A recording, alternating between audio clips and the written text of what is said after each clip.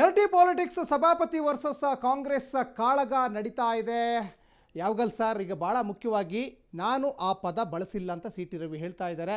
ಅದಕ್ಕೆ ಪುಷ್ಟೀಕರಿಸುವಂತೆ ಸಭಾಪತಿಗಳು ಕೂಡ ಅಲ್ಲಿ ಮೈಕ್ರೋಫೋನ್ ಇರುತ್ತೆ, ಮತ್ತು ರೆಗ್ಯುಲರ್ ಕ್ಯಾಮ್ರಾ ಇರುತ್ತೆ, CC ಕ್ಯಾಮ್ರಾ ಇರುತ್ತೆ, ಮತ್ತು ಅವರ ಪ್ರತಿಯೊಂದು ಹೇಳಿಕೆಗಳನ್ನು ಕೂಡ ಬರ್ಕೊಳ್ತಾರೆ. ಈ ಎಲ್ಲ ವಿಚಾರಗಳನ್ನು ನಾವು ಜಾಲಾಡಿಸಿದ್ರು ಕೂಡ ಅಲ್ಲಿ ಯಾವುದೇ ರೀತಿಯಾದಂತಹ ಹೇಳಿಕೆ ನಮ್ಮ ಕಿವಿಗೆ ಬಿದ್ದಿಲ್ಲ ಅಂತ ಹೇಳ್ತಾ ಇದ್ದಾರೆ. ಇನ್ನೊಂದು ಕಡೆ ಲಕ್ಷ್ಮೀ ಹೆಬ್ಬಾಳ್ಕರ್ ಒಂದಿಷ್ಟು ವಿಡಿಯೋಗಳನ್ನ ಬಿಡುಗಡೆ ಮಾಡಿದ್ದಾರೆ. ಇದು ಫೈನಲ್ ಜಡ್ಜ್ಮೆಂಟ್ ಹೇಗೆ ಬರ್ಬೋದು ಅಂತ ಸರ್ ಸದನದ ಒಳಗಡೆ ಆಗಿರೋ ಘಟನೆಗೆ? ಅಲ್ಲ, ಇದಕ್ಕೆ ನೋಡಿ ಸಾಕಷ್ಟು ಇವತ್ತು ಟೆಕ್ನಾಲಜಿ ಫೋರೆನ್ಸಿಕ್ ಲ್ಯಾಬ್ ಅವೆಲ್ಲ ಇರುತ್ತೆ. ಅದು ನಿಜವಾದ ಆಡಿಯೋನೋ ಡುಪ್ಲಿಕೇಟ್ ಫೇಕ್ ಇವೆಲ್ಲ ಇದು ಮಾಡಬೇಕು, ತನಿಖೆಗೊಳಪಡಿಸಬೇಕು. ಇಲ್ಲಿ ಯಾಕೆ ಒಂದು ಕಡೆ ಇದು ಸದನದ ಒಳಗಡೆ ಆಗಿರೋದ್ರಿಂದ ಇದು ತನಿಖೆ ಆಗಲೇಬೇಕು. ತನಿಖೆ ಆಗಿ ನಿಜವಾಗಿ ಆ ಪದ ಬಳಸಿದರೆ ಇಲ್ಲ ಅನ್ನೋದು ಸಾಬೀತಾಗಬೇಕು. ಇನ್ನೊಂದು ಕಡೆ ಕಾಂಗ್ರೆಸ್ ಸರ್ಕಾರ ಯಾಕೆ ಈ ರೀತಿ ನಡ್ಕೊಳ್ತು, ಇಷ್ಟು ತರಾತುರಿಯಾಗಿ ಅವ್ರನ್ನ ಟಾರ್ಗೆಟ್ ಮಾಡ್ತಾ ಅನ್ನುವಂಥದ್ದು ಕೂಡ ಸಾಕಷ್ಟು ಸಂಶಯಕ್ಕೆ ಕಾರಣ ಆಗಿದೆ. ಇಡೀ ರಾಜ್ಯದ ಜನರಿಗೆ ಒಂದು ರೀತಿಯ ಸಂಶಯಕ್ಕೆ ಕಾರಣ ಆಗಿದೆ. ಇನ್ನೂ ಅಶ್ಲೀಲ ಪದಗಳು, ಲೈಂಗಿಕ ಪ್ರಕರಣಗಳಿದೆಯಲ್ಲ, ಅದು ಯಾವ ರಾಜಕೀಯ ಪಕ್ಷಕ್ಕೂ ಹೊರತಾಗಿಲ್ಲ, ಎಲ್ಲಾ ಪಕ್ಷದಲ್ಲೂ ಇವತ್ತಿದೆ. ಬಿಲ್ ಕ್ಲಿಂಟನ್ ಅಮೆರಿಕದ ಅಧ್ಯಕ್ಷರ ಮೇಲೂ ಲೆವೆನ್ಸ್ಕಿ ಹಗರಣ, ದೊಡ್ಡ ಲೈಂಗಿಕ ಹಗರಣ ಆಯಿತು, ಇಡೀ ವಿಶ್ವದಲ್ಲೇ ಅದು ಚರ್ಚೆ ಆಯಿತು. ಕರ್ನಾಟಕದಲ್ಲೂ ಆಗಿದೆ. ಕರ್ನಾಟಕದಲ್ಲಿ ಈಗ ಲಕ್ಷ್ಮಣ್ ಸವದಿ ಅವರು ಕಾಂಗ್ರೆಸ್ ಅಲ್ಲೇ ಇದ್ದಾರೆ, ಬಿಜೆಪಿಯಲ್ಲಿ ಇದ್ದಾಗ ಅಶ್ಲೀಲ ವಿಡಿಯೋ ನೋಡಿದ್ರು. ಮತ್ತೆ ಕಾಂಗ್ರೆಸ್ನ ಒಬ್ಬ MP ಆಗಿದ್ರು ಲೇಡಿ, ಅವರು ಮತ್ತೆ ಒಂದ್ಸರ್ತಿ MLC ಆಗಿದ್ರು. ಅವರೊಂದು ಮಾಧ್ಯಮದ ಮುಂದೆನೆ ಹೇಳಿದ್ರು ಕಾಂಗ್ರೆಸ್ ಮುಖ್ಯವಾಗಿ ಇವತ್ತೇನ್ DCM ಆಗಿದಾರಲ್ಲ DK ಶಿವಕುಮಾರ್, ಮಾಜಿ DCM KS ಈಶ್ವರಪ್ಪ ಹೊಡೆದಾಡ್ಕೊಂಡಿದ್ರು, ಮೈಕೈ ಮುಟ್ಟಿ ಹೊಡೆದಾಡ್ಕೊಂಡಿದ್ರು. ಅಯ್ಯೋ, ವಿಧಾನಸಭೆ ಒಳಗಡೆ ನುಗ್ಗಕ್ಕೆ ಅವಾಗ ಶಂಕರ್ ಬಿದ್ರೆ ಅವರು ಕಮಿಷನರ್ ಆಗಿದ್ರು. ಅವಾಗ ವಿಧಾನಸೌಧ ಒಳಗೆ ನುಗ್ಗಕ್ಕೆ ಹೋದಾಗ ವಿಧಾನಸಭೆ ಡೋರ್ ಎಲ್ಲ ಒದ್ದಿದ್ರು, ಹೊಡೆದಾಡಿದ್ರು, ಅದೆಲ್ಲ ಆಗಿದೆ. ಇದ್ರ ಜೊತೆಗೆ ನಾನು ಕಂಪೇರ್ ಮಾಡಿದ್ರೆ ಇದೇನೇನು ಇದು ಅಲ್ಲ, ಅದೇ ಕಾಂಗ್ರೆಸ್ಸಿನ ಒಬ್ಬ MP ಮಾಜಿ ಅವರು ಆ ಪಕ್ಷವನ್ನು ಬಿಟ್ಟು ಬರುವಾಗ ಕೇಳಿದ್ರು, ಕಾಂಗ್ರೆಸ್ ಅಲ್ಲಿ ನಾಯಕರ ಜೊತೆ ಅಡ್ಜಸ್ಟ್ ಮಾಡ್ಕೊಂಡ್ರೆ ಮಾತ್ರ ಅವಕಾಶ ಸಿಗುತ್ತೆ, ಟಿಕೆಟ್ ಸಿಗುತ್ತೆ, ಮಂತ್ರಿ ಆಗ್ತಾರಂತೆ. ಈ ತರದ ಆರೋಪಗಳು ರಾಜಕೀಯದಲ್ಲಿ ಆಗುವಂಥದ್ದೇ. ಬಟ್ ಇಲ್ಲಿ ಜನರಿಗೆ ಬಂದಿರುವಂಥ ಮೊದಲೇ ಸಂಶಯ, ಯಾಕೆ ಇಷ್ಟು ಅಗ್ರೆಸಿವ್ ಆಗಿ ಕ್ರಮ ತೆಗೆದುಕೊಂಡ್ರು, ಸದನದ ಒಳಗಡೆ ಆಗಿರೋದ್ರಿಂದ ಅದನ್ನೊಂದು ತನಿಖೆ ಮಾಡಿ ಅದನ್ನ ಹ್ಯಾಂಡಲ್ ಮಾಡಬಹುದಾಗಿತ್ತು ಅಂತ. ಹೀಗಾಗಿ ಈಗ ಹೊರಟ್ಟಿಯವ್ರ ಮೇಲೆ ಕೂಡ ಇದೊಂದು ಜವಾಬ್ದಾರಿ ಇದೆ. ಅವರು ಕೂಡ ಇದನ್ನು ತನಿಖೆಗೊಳಪಡಿಸಿ ಸದನದ ಒಳಗಡೆನೆ, ಅದರಲ್ಲಿ ಎರಡೂ ಪಕ್ಷದ ನಾಯಕರು ಇರಬೇಕು, ಆ ಕಮಿಟಿಯಲ್ಲಿ ಅಧಿಕಾರಿಗಳು ಇರಬೇಕು. ಈ ಘಟನೆ ಏನ್ ನಡೀತಲ್ಲ ಸರ್, ಲಕ್ಷ್ಮೀ ಹೆಬ್ಬಾಳ್ಕರ್ ಒಂದಿಷ್ಟು ಆರೋಪ ಮಾಡಿದ್ರು. ಸಚಿವೆ ಲಕ್ಷ್ಮೀ ಹೆಬ್ಬಾಳ್ಕರ್ ಮತ್ತೆ ಲಕ್ಷ್ಮೀ ಹೆಬ್ಬಾಳ್ಕರ್ ಬೆಂಬಲಿಗರು DK ಶಿವಕುಮಾರ್ ಎಲ್ಲ ಸಭಾಪತಿನ ಮೀಟ್ ಆಗ್ತಾರೆ, ಒಂದಿಷ್ಟು ಮೀಟಿಂಗ್ ಮಾಡ್ತಾರೆ, ಗಂಟೆಗಟ್ಟಲೆ ಮೀಟಿಂಗ್ ಮಾಡ್ತಾರೆ. ಅವರ ಸದಸ್ಯತ್ವವನ್ನೇ ರದ್ದು ಮಾಡಬೇಕು ಅಂತ ಅವರಿಗೂ ಕೂಡ ಒತ್ತಡ ಹಾಕುವಂಥ ಪ್ರಯತ್ನ ಆಯಿತು. ಓಕೆ ಅಂತ ಹೇಳಿ ಅದಾದಮೇಲೆ ಸದಸ್ಯತ್ವ ರದ್ದು ಮಾಡಲಿಲ್ಲ. ಎಲ್ಲೋ ಒಂದು ಕಡೆ CT ರವಿ ಬೆಂಬಲಕ್ಕೆ ನಿಂತ್ಕೊಬಿಟ್ರು ಅಂತ ಸಭಾಪತಿಗಳು. ಅಲ್ಲ, ಅದು ಆಗಬಾರ್ದು ಅನ್ನೋದು. ಇದು ನೋಡಿ, ಇದು ಒಂದು ಒಳ್ಳೆ ಸಂದೇಶ ಹೋಗ್ಬೇಕು. ಈ ತರ ಘಟನೆಗಳು ಮರುಕಳಿಸದೇ ಇರ್ಬೇಕಂದ್ರೆ ಇದನ್ನ ಸರಿಯಾದ ಒಂದು ತನಿಖೆ ಆಗ್ಬೇಕು. ತನಿಖೆ ಆಗಿ ಸತ್ಯಾಸತ್ಯತೆ ಬರದೇ ಹೋದ್ರೆ ಎಲ್ಲೋ ಒಂದ್ ಕಡೆ ಇದ್ರ ಹಿಂದೆ ಏನೋ ಒಂದು ರಾಜಕೀಯ ಅಜೆಂಡಾ ಇದೆ ಅನ್ನುವಂಥ ಸಂಶಯ ರಾಜ್ಯದ ಜನರಿಗೆ ಬರುತ್ತೆ. Yes sir.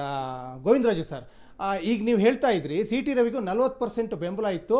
ಈ ಘಟನೆ ಆದಮೇಲೆ ಅವರ ವರ್ಚಸ್ಸೇ ಬದಲಾಗುತ್ತೆ, ಅವರು ವರ್ಚಸ್ಸು 100% ಮುಂದಿನ ಚುನಾವಣೆಯಲ್ಲಿ ಬದಲಾಗುತ್ತೆ ಅಂತ ಹೇಳ್ತಾ ಇದ್ರಿ. ಹಾಗಾದ್ರೆ CT ರವಿ ಮುಂದೆ ರಾಜಕೀಯ ಜೀವನ ಚೆನ್ನಾಗಿರುತ್ತೆ ಈ ಘಟನೆ ಆದ್ಮೇಲೆ ಅಂತೀರಾ? ಇಲ್ಲ ನೋಡಿ ಸರ್, ಈ ಘಟನೆನೂ ರಾಜಕೀಯ ಬೆಳವಣಿಗೆಗೂ ನಾವು ಕಂಪೇರ್ ಮಾಡೋದು.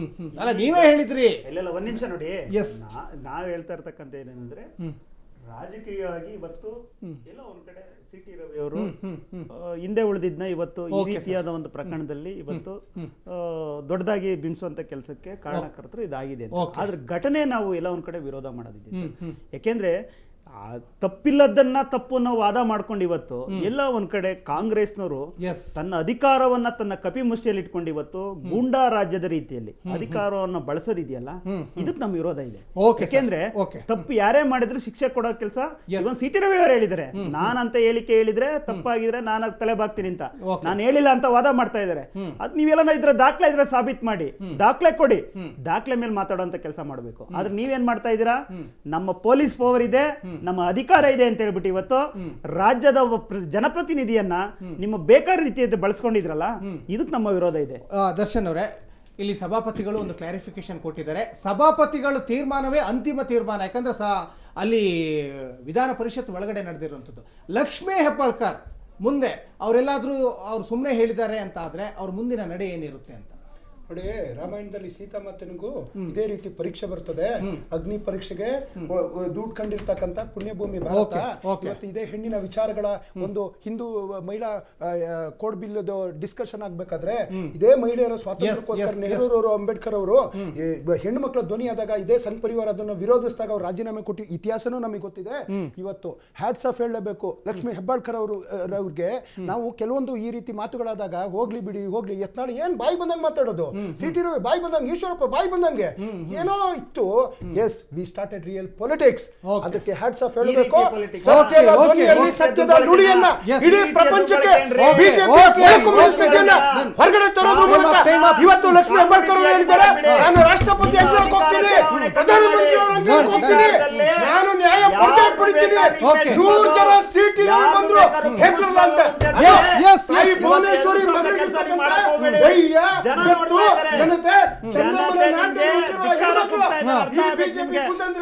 Okay sir, okay okay yes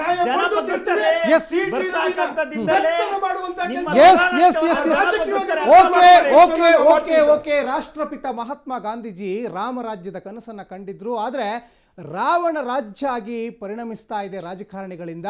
ಯಾಕೆ ಅಂದರೆ ಇದೇ ಬೆಳಗಾವಿಯಲ್ಲಿ ಒಂದು ಶತಮಾನೋತ್ಸವವನ್ನು ಆಚರಣೆ ಮಾಡಲಿಕ್ಕೆ ಕಾಂಗ್ರೆಸ್ ಮುಂದಾಗ್ತಾ ಇದೆ. ಕಾಂಗ್ರೆಸ್ ಅಧಿವೇಶನವನ್ನು ಮಹಾತ್ಮ ಗಾಂಧೀಜಿ ಮಾಡಿದ್ರು. ಅವರ ಸವಿ ನೆನಪಿಗೋಗಿ ಶತ ದಿನೋತ್ಸವಕ್ಕಾಗಿ ಕಾಂಗ್ರೆಸ್ ಅಣಿಯಾಗ್ತಾ ಇದೆ. ಇನ್ನಾದರೂ ಕೂಡ ಮಹಾತ್ಮ ಗಾಂಧಿ ಹಾಕ್ಕೊಟ್ಟಂತಹ ಹಾದಿಯಲ್ಲಿ ಎಲ್ಲ ರಾಜಕಾರಣಿಗಳು ಮುನ್ನಡೀರಿ ಅಂತ ಹೇಳ್ತಾ ಇವತ್ತಿನ ಚರ್ಚೆ ಕಾರ್ಯಕ್ರಮವನ್ನು ಮುಗಿಸ್ತಾ ಇದ್ದೀನಿ. ಚರ್ಚೆಗೆ ಬಂದು ಭಾಗವಹಿಸಿ ಸಾಕಷ್ಟು ವಿಚಾರಗಳನ್ನು ವಿನಿಮಯ ಮಾಡಿಕೊಂಡ್ರಿ. ಹನುಮೇಶ್ ಯಾವಗಲ್ ಸರ್, ದರ್ಶನ್ ಸರ್ ಮತ್ತು ಗೋವಿಂದರಾಜ್ ಸರ್, ಮೂರೂ ಜನರಿಗೆ ಧನ್ಯವಾದಗಳು ಅಂತ ಹೇಳ್ತಾ ಇವತ್ತಿನ ಚರ್ಚೆ ಕಾರ್ಯಕ್ರಮವನ್ನು ಮುಗಿಸ್ತಾ ಇದ್ದೀನಿ. ನೋಡ್ತಾ ಇರಿ ಅಶ್ವವೇಗ ನ್ಯೂಸ್. ಇದು ಸತ್ಯಾನ್ವೇಷಣೆಯ ಓಟದಲ್ಲಿ.